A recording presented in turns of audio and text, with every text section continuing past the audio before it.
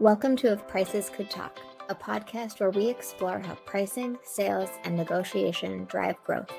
Brought to you by Holden Advisors. Let's dive in. Welcome to If Prices Could Talk. My name is Emily Macaulay. I'm here with Brian Doyle, President and CEO of Holden Advisors. We are joined by Dan Bernoske, founder and CEO of the Cortado Group, a firm that helps deliver top-line revenue improvements to investor-backed growth companies. Today, we're going to explore all things growth, revenue, and AI in the realm of professional services. Dan, welcome to the show. Thanks for having me. Absolutely. Let's get rolling. We're super happy to have you. Tell us a little bit about yourself and what the Cortado Group does. Yeah, well, it's hard to beat that intro you just gave me, so thank you for that. But I founded Cortado Group 7.5 years ago now. Time really flies. With, as you mentioned, a focus on PE-backed companies is our ideal customer profile. And one of the things that I'll talk about today on and off is just how much that market has changed, both from a buyer point of view and then also from the point of view of what we offer to that market. So it's been real exciting journey. Wonderful. All right. Correct me if I'm wrong. You came out of product, not consulting. How does that change how you've built a firm? So product for the first half of my career, just for the sake of reference, started at General Electric, then went to Nextel Communications, which is now part of T-Mobile, and spent a lot of time in mobile wireless, Boost Mobile, NASCAR, et cetera. So a lot of really interesting places to cut my chops in product, and then moved into go-to-market consulting. What puts me in this really, I think, unique position in today's climate is the dawn of AI, where now I'm looking at Cortado Group as almost like a tech hybrid firm. So we have to productize our offerings more than ever before, and actually we can because of the AI capabilities. So it's putting me in a real unique position, I believe, to be able to move into this new era of AI-enabled consulting. Absolutely. Absolutely. All right. So we talked a little bit about how the Cortado Group kind of grew up in the age of AI. When a client calls you, what is usually already broken? So typically, we'll start with obviously asking the big question of our client: what is the quantifiable problem that they're trying to solve? And usually it goes back to one of two big drivers. Because let me back up a little bit. If you're a PE-backed portfolio company, you're on a timeline. You just got bought. There is a deal thesis that you have to meet within a limited time frame. And that could be 3 years, 5 years. That timeline's getting stretched, but it's limited. And at the end of that exit is going to be the expectation that whatever you were bought for is going to sell for a much higher price. And those value levers are typically EBITDA margin. So what does that margin look like? How has that grown? And then revenue growth naturally. So typically when we're called, something is broken in your go-to-market engine. It's your talent, it's your performance conditions, something's happening that's preventing the proper growth to happen. And so we're called in to figure out what is that problem, and then how do we accelerate the resolution to those problems so we can get that exit at the end. So that's typically what we end up seeing and hearing. Yeah. Absolutely. It's Dan, I just read an article about, they're calling them zombie funds. And these are they're PE funds who have bought these different portfolio companies, and they can't sell them. They're not growing. The thesis is not proving out. They can't sell them. And sometimes they think it's like, oh, well, it's the market, or it's this, or it's that. But in my mind, it's really sort of one of two things. It's either that go-to-market motion that you're describing, or it's pricing. Mm. Yeah. Yeah. Yeah, I mean, we find, I mean, I tell you what, pricing is one of the biggest value levers in that space, isn't it? It's pretty amazing. Yeah, I mean, but like from our perspective, it just it flows to the bottom line like nothing else, Yeah. which is part of the reason that we're in that industry. But it's what I like about, and for listeners, Dan and I have known each other for a while and just love the synergies between our two organizations. So maybe Dan, I'll put it to you, and then I'll sort of chime in. Like, where do you see the overlap between pricing and revenue ops? It's kind of so I first of all, a lot of folks look at revenue operations. So when I think of revenue operations, I want to make sure you and I are on the same page. I'm looking at Salesforce, HubSpot, the ability to produce really accurate forecast data, very informative pipeline dashboards, things of that nature. Is that the way you look at RevOps as well? Yeah, I mean, for sure. And you're the expert. So you tell us if that's how it should be defined, then son of a gun, that's how it's defined. Yeah, well, I mean, sometimes the real close kissing cousin, if you will, is going to be revenue intelligence. So things Mm, like comp quota territory design, how you build your ICP and segment your accounts. So they're all pretty closely related. But analogy I love, honestly, it's like RevOps is the Garmin watch or Fitbit, and your organization is that high performance athlete. And so the way I look at RevOps kind of through that lens is that if you're collecting the data correctly, so think about RevOps job is starts at the front line of the sales reps. They should be getting you things like win loss data or hey, we've been going after this market. Is it the right market? Get that feedback. If you look at the comp and quota, is it actually incentivizing the right behavior in your sales yeah. reps and understanding what's the willingness to pay from the buyer? So the relationship is that RevOps can give full visibility and information to the pricing strategy. And so I look at those two as so intertwined for just that reason. There are other reasons too, but that's a big one. Yeah. I want to tee this up for you for a sec, Brian. What I think I'm hearing is that RevOps sees the leakage, pricing explains it, capability stops it.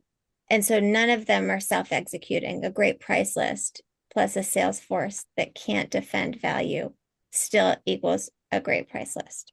It doesn't equal results. And so I just want to have Brian talk about that for a little bit.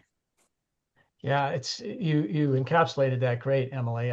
I agree that it's these parts that don't work without the other. And really, I mean, that's where Holden Advisors started was a boutique pricing strategy, period. And what we found over time was that if you can't roll out that pricing strategy in a way that helps you retain the customers that you want to retain, then it's worthless. And and that's where we spend a lot of our time right now is that implementation of how do you make this real. And the reason I love having Dan on is that there are multiple layers of how do you make this real. And Dan is a few of those different layers of how do you make a great pricing strategy real. It's overcoming objections, it's negotiation from our perspective. But like Dan, there's so much more in terms of what, whatever you want to call it, whether it's revenue ops or, it's the strategy and the Sure. execution of doing what you do. Yeah, glad you framed it up that way because I say this quite a bit when I'm talking to private equity clients. The their deal thesis, their ability to get a good exit on their investment is at at the mercy of the frontline sales reps. Think about that because that's where the rubber meets the road. To your point, let's just take Yeah. pricing. Well, one of the things we see all the time is the sales reps, they want to want to hit their quota. They're all kind of coin operated. So they want to hit their quota. They want to exceed their commission structure. And so what happens is a tendency to want to discount super easy, sort of abandon all the pricing discipline that you've put in place. So without having that execution component, it gets pretty difficult. And I'm sure you see it all the time. You could have the best designed pricing strategy and then it falls. That's right. And we refer to it as capability building, but more so it's skill and it's confidence. Yeah. And if you don't have those two things coming together, like skill, do you have the tools, do you have the ability, all of that, and Yeah. do you have the confidence to go have those hard conversations, it doesn't work. And it's sort of I had not heard the Fitbit or the Garmin watch analogy before, but it sometimes the the Garmin watch doesn't report accurate data back, Yeah. right? When we're wearing the watch, we're like, the heart rate is the heart rate. We're not really second guessing that. But when you've got a sales rep that you say, hey, let's talk about win-loss. Why did you lose this? The most common response is, well, our price was too high. And Yep. that may or may not be accurate. So when you complete your part of the puzzle and you're working with that subjective Garmin watch, so to speak, Yep. how do you ascertain if you're getting accurate information or just sort of, subjective makes me feel good information? Well, you just asked the multi-billion-dollar question, because it really does boil down to a rep's incentive to provide good data hygiene to their CRM. Um, so one way, though, that we're able to do that in the age of AI, I mean, this is Yeah. a great topic, is that, and we're starting to do this for a lot of clients, is this tremendous amount of proprietary data that is being collected in call recordings. So Mhm. if you happen to be in an industry where it's just a lot of Zoom calls, for example, it's easy to do. Obviously, if it's a door-to-door kind of industry and you're rolling into on-premise places, that you can't really achieve this in an easy way. But what we're seeing, though, is in the call recordings, you get this information and you can start to really coach your team on what you're hearing in those calls. So if you use some sort of qualification criteria like MEDIC or BANT or something, you can plug in that rubric into your AI model, whatever agent you've built, ingest those call transcripts from, say, a particular rep, and start to really hone in on what are the strengths and weaknesses of that rep, and give them some coaching. So from a qualitative point of view, you can quantitate it, quantify it with Yeah. the PLM, which is really good. So that's number one.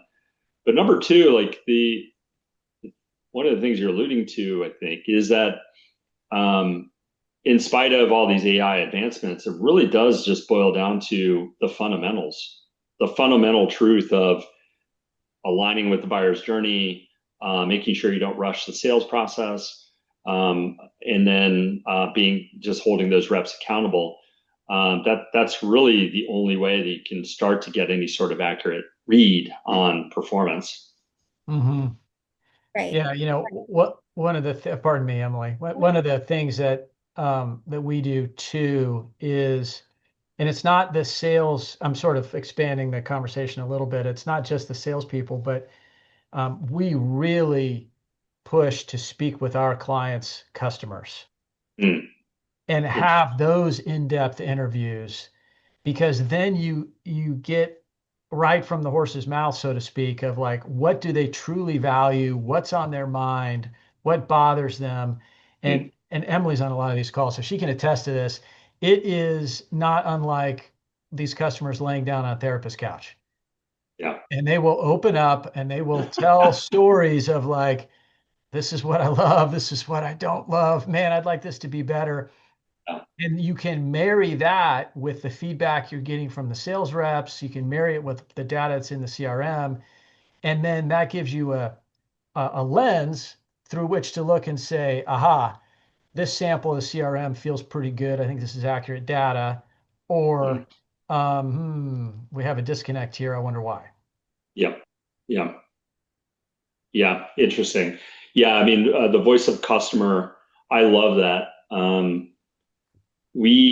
I could see, do you do that in the course of like a willingness to pay study or something? Like when do you make those interviews? So it would be oftentimes early in an engagement if we're doing pricing strategy implementation, both with our clients.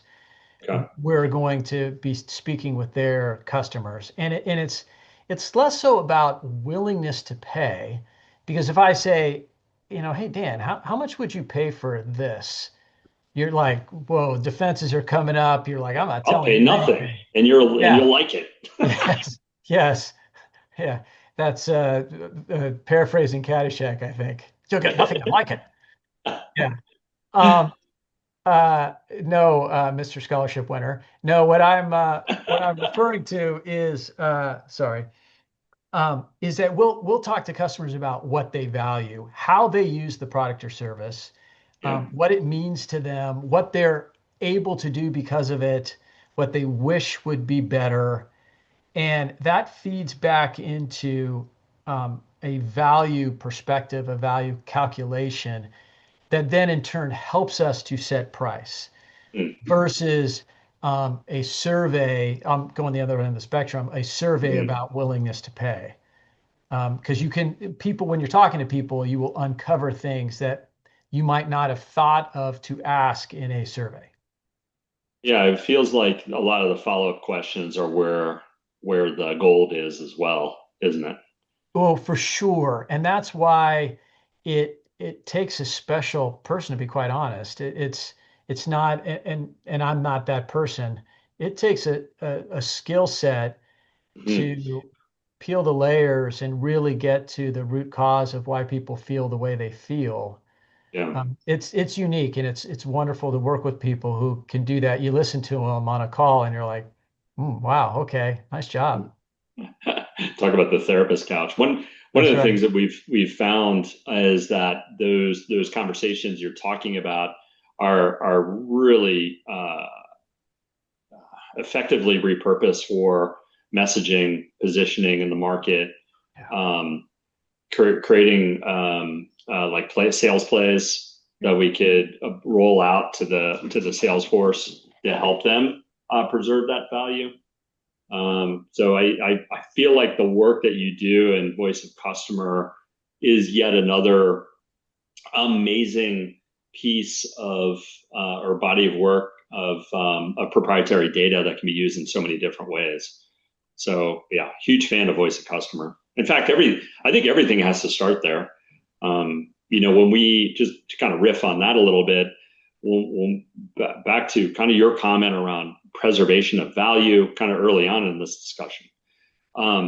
We found with the fundamentals that are going to be true regardless of AI. Everyone, I'll make this comment. What we're hearing in AI is everybody thinks is silver bullet, and I can just turn every sales rep into an AI bot, and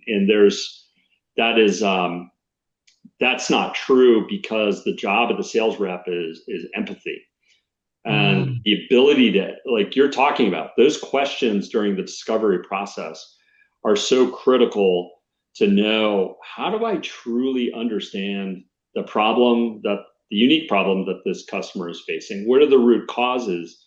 And during that process, it seems like a lot of trust is built. And then the buyer says, well, why don't you show me what the solution is if they're asking for it at that point? So I feel like the willingness to pay studies, or not willingness to pay, I'm sorry, those voice of customer interviews that you do are such a great head start for the frontline sales reps that we see. So it's just really so valuable. Well, and it's yeah. so closely tied to what your product or service does to the bottom line of that customer, which Mm, creates power in the negotiation and leverage. Yeah. right? Because sometimes, Emily, to your point, you have built this relationship that Dan and I are talking about, and then you're like, okay, great. I think we're on the same page. Let's go do something together. And then your customer says, yeah, hey, really sorry, but here's my sourcing representative, and you'll need to finish the conversation with them. And Hmm. now it's like, well, and then that person says your price too high. And you're like, oh, where I understood the problem. There's this empathy. There's this, like now I'm stuck with the sourcing person. And if you haven't started with empathy, if you haven't started with that real decision maker, you are completely in trouble Yeah. because now you're only talking about price. It's hard enough when you have to switch to price a little bit, but then there's that person you can potentially go back to and say, "Hey, I just want to be clear. I'm taking my price down. I'm taking my value down. That's not what we talked about. Are you okay with that?" And Yeah. then, oftentimes it gets reversed. The sourcing person's trying to do their job, but they're not in the know of the several conversations that you've already had with the actual buyer. Yeah, it's interesting. When we very often analyze the CRM data from our clients, and if they have the good data, which is kind of hard to come by, but really good, clean CRM data captures a couple of obvious three big KPIs, and one is going to be average sales price. So is it ASP going up? How's it trending? Is it going up, down? Um, the other one is win rate, obviously. So are we winning more deals or not? What is the benchmark against our competitors? Or more importantly, are we improving over last quarter? And then the third one is going to be sales cycle length, which is a huge indicator. Mm, So when we look at the CRM data, and if clients are really good, they're getting the average time in the phase of the buyer's journey or the sales process. And so understand my problem.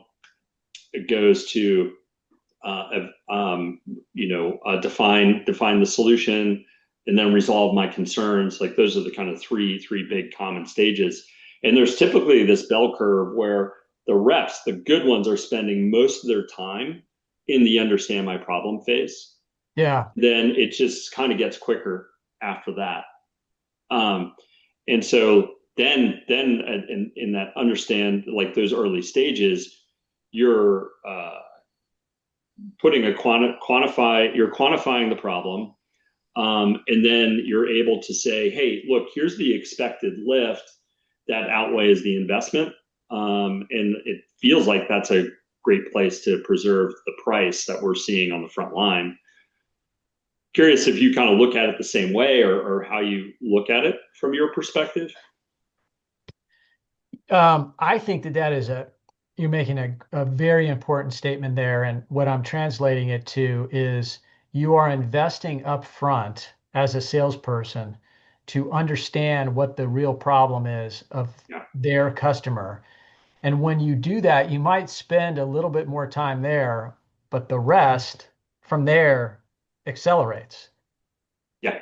Yeah, and it's I was recently asked to speak at a global sales meeting of a very large client of ours, and one of the exercises the facilitator was taking the group through was, okay, I want you to write down the problems that your customers face.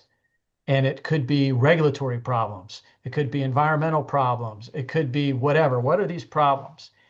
And then, okay, share with the group. And so what we heard back was, um, we have a great solution for this problem.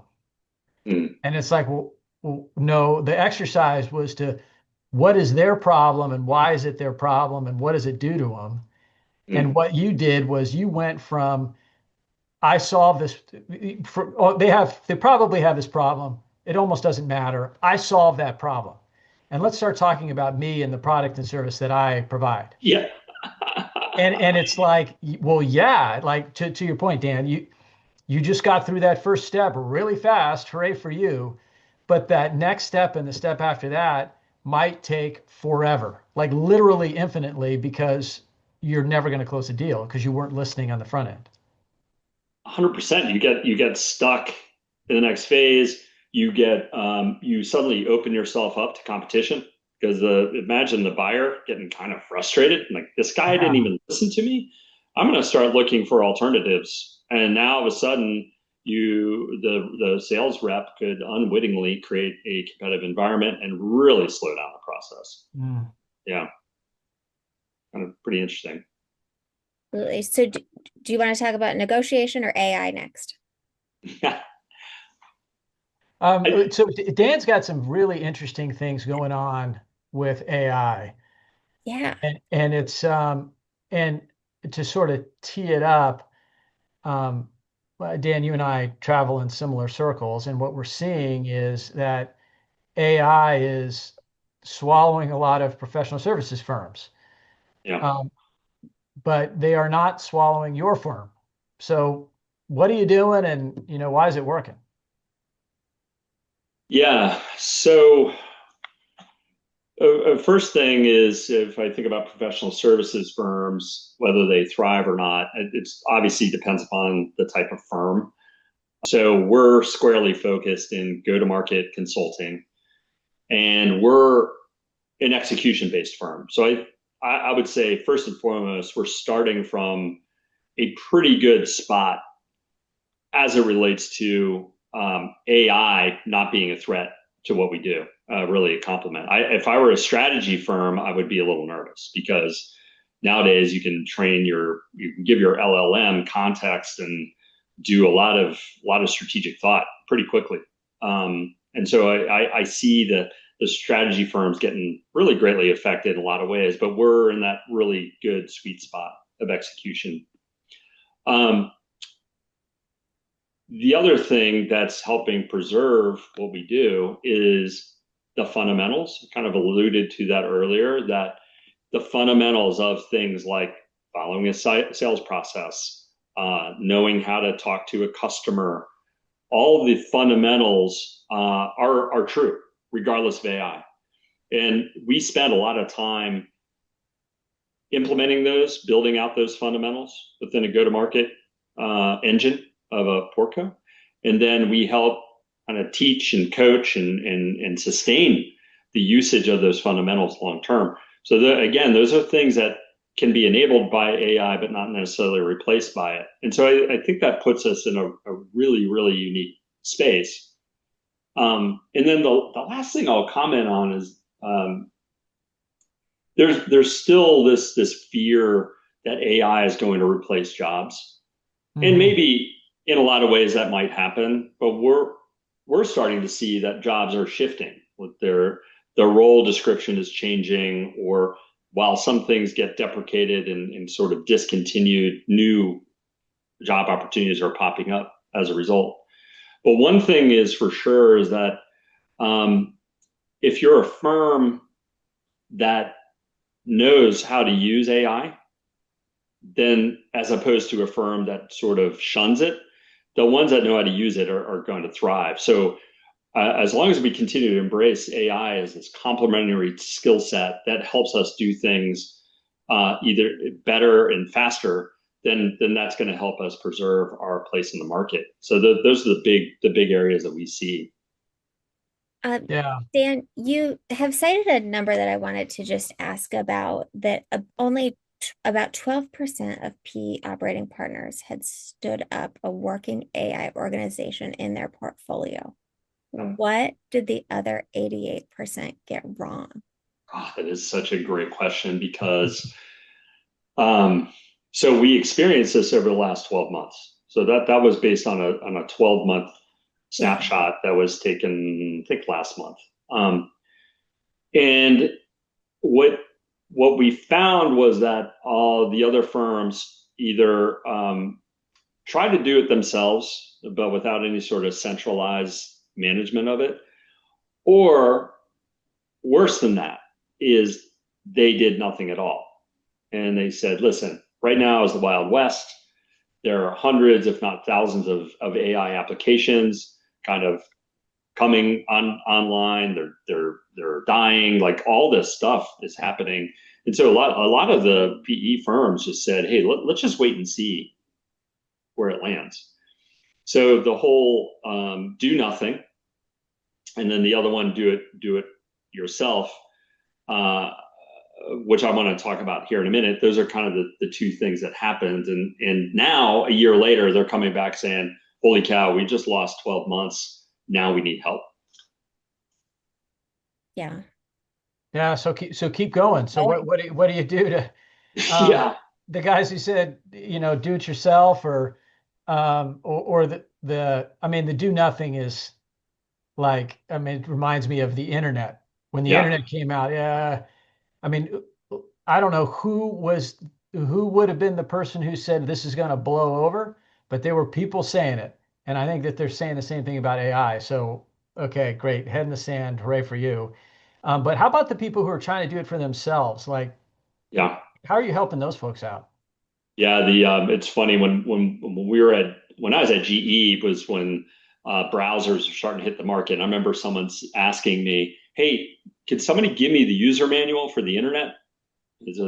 I always remembered that moment in the office, and I thought this is amazing.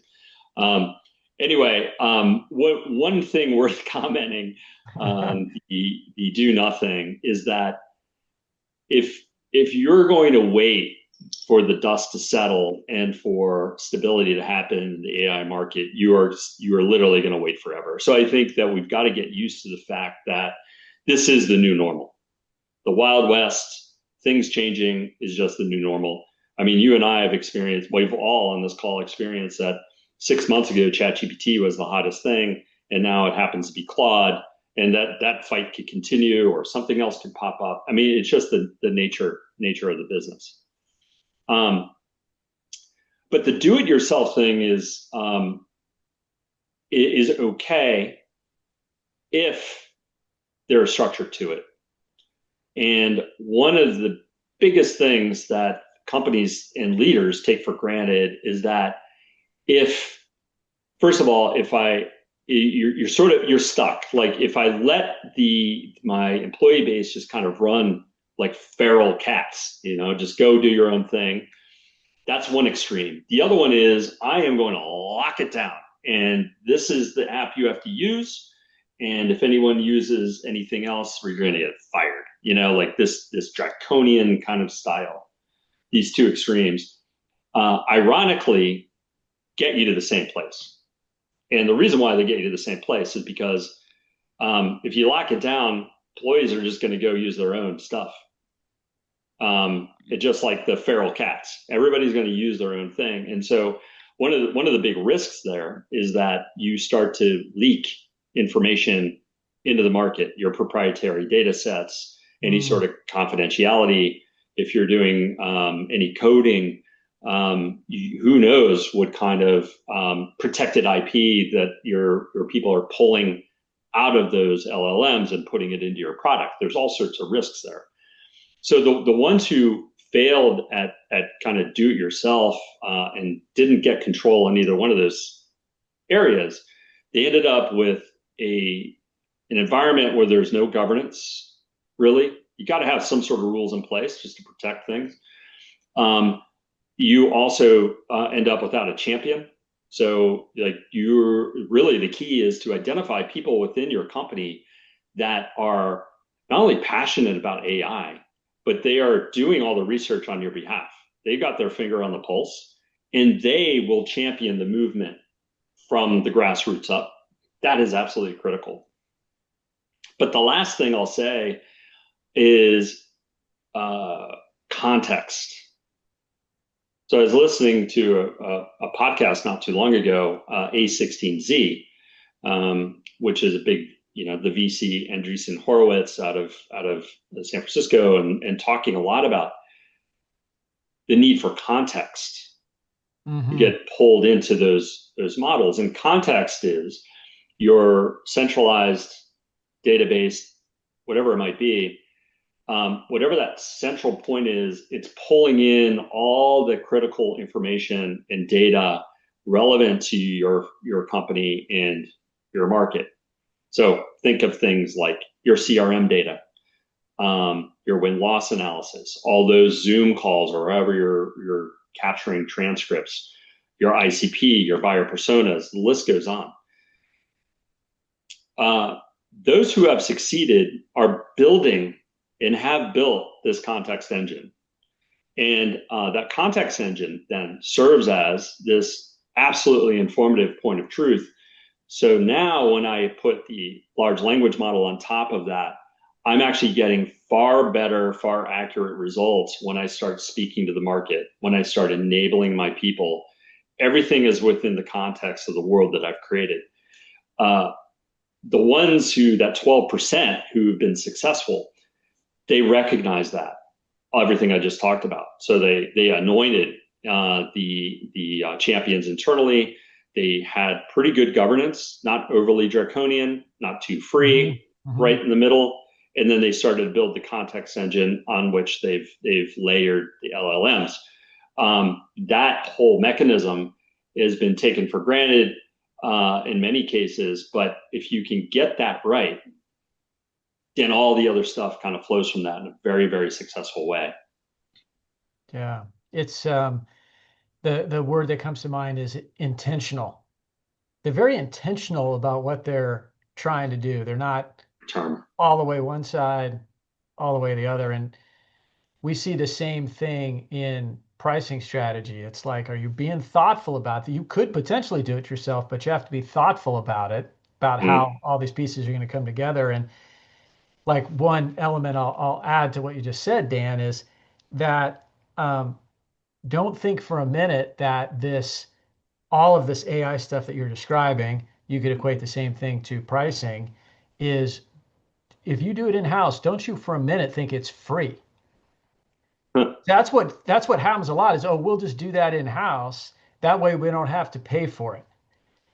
And if you're being intentional, then you're saying, I am taking this person and they're going to be in charge of this part. I'm taking that person and they're going to be in charge of that part. And I'm ultimately going to pay for it internally. I'm going to build that context like you were talking about, and I'm going to do it the right way I want to do it. Fantastic. Yeah. But if you think you're going to do it for quote unquote free, like when people have an extra half an hour on a Friday afternoon and they're going to go build their go-to-market strategy or they're going to build their pricing strategy and now it's free, it's one, it's not going to be very good, and two, it's probably never going to happen because people don't really have that much extra time. That's such an interesting point. Pricing it's a big investment, and I think that a lot of the C-suite that we've dealt with, they don't realize that it is in fact an investment that will create more value down the road. In what ways are you seeing that sort of corner cutting happening with AI? What are they trying to sort of replicate those voice of customer interviews by creating a customer bot and then interview that? Like, what are some of the things you're seeing? I'm super curious. Yeah, I mean, I think if they did some of that customer research with their bot, that would actually be better than what they're doing. What we're finding is that it becomes very internally focused. It's like, oh, I know what our pricing strategy should be because A, it's part of my thesis. Okay, it was part of your thesis. Let's see what it is now. Or this is what we think the value that we're creating for everybody should be. It is my salespeople aren't doing a great job. I just need to get rid of some of them and replace them with other people. But it's all like internally focused, and they're doing the cycles with that instead of being really thoughtful about how their customers perceive their value. And when they do that, that helps them not only set the right price, but it gives them much more insight into the metric. So we have a lot of folks that we're talking to right now that are they used to be cost plus, and AI is eroding that because they're getting so much more efficient. it used to be 20 hours to go do a project. Now it's 10 hours. Well, what do I do? Do I reduce my price? Like, how am I going to keep my revenue where it needs to be? So there's folks who do cost plus, and then there's a lot of conversation into us about value-based pricing, outcome-based pricing. How do we do that? And so they're getting like this little slice from AI that's helping them feel like they're making progress in terms of value-based pricing or outcome-based pricing, when in fact it's only giving them a fraction of the picture, and they don't have that customer context, to use the word that you use. That's great. Yep. And so it's unsuccessful. It's really interesting. I'm glad you brought up the cost plus pricing. So I would say that this is an area, we ourselves are not a cost plus pricing type of shop. However, I know a lot in our peer group are. Yeah. So think about the perception of the market is that it's cost plus in many ways. So I'm a consulting firm.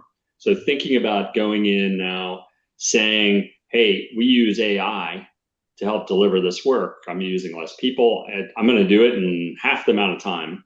The tendency is for the client or the prospect to come back and say, well, great.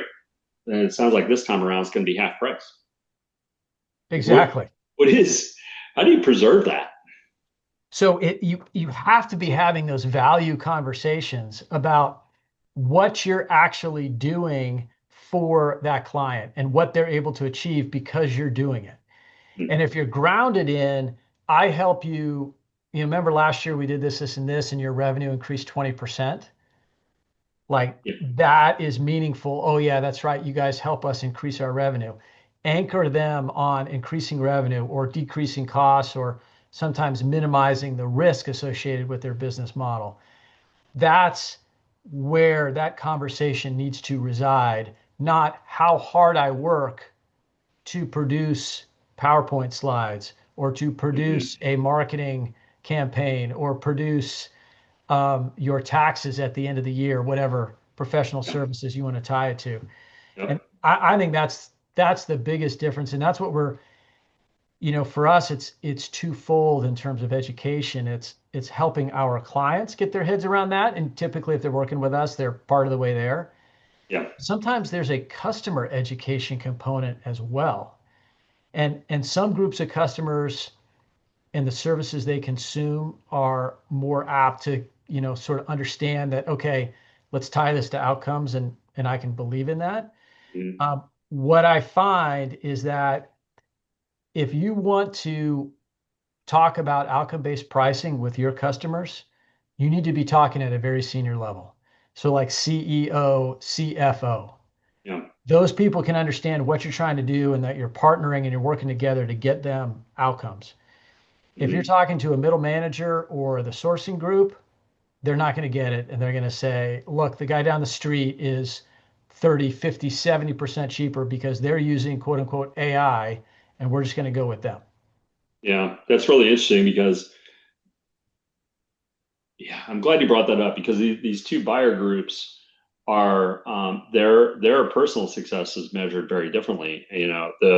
The say middle management is going to be judged on their budget and how much of it they've been able to preserve. Are they able to cut costs? Whereas the CEO in the C-suite, they are going to be judged on those outcomes.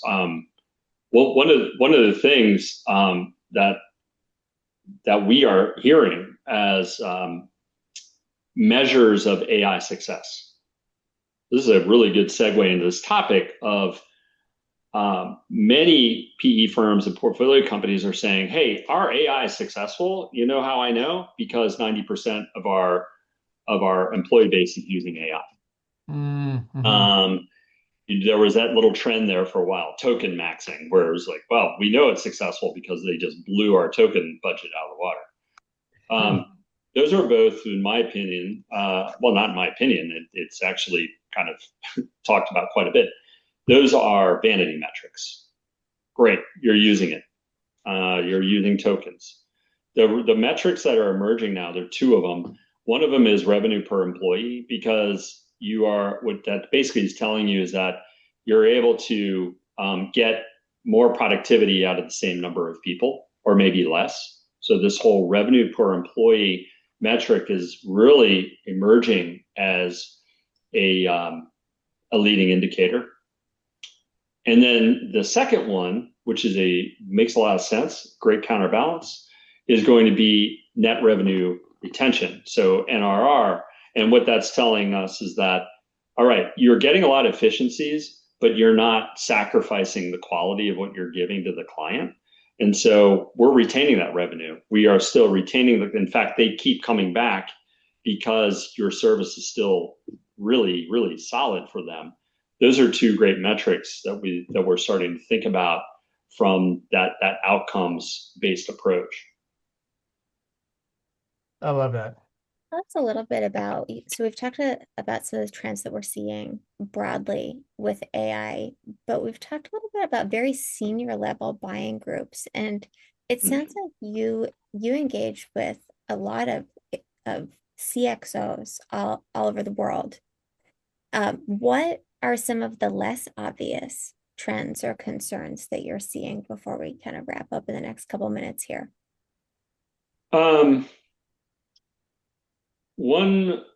We got a couple of them. One of them we alluded to earlier, and that is just a trend that adoption, not that adoption isn't happening, it's just not being done the right way.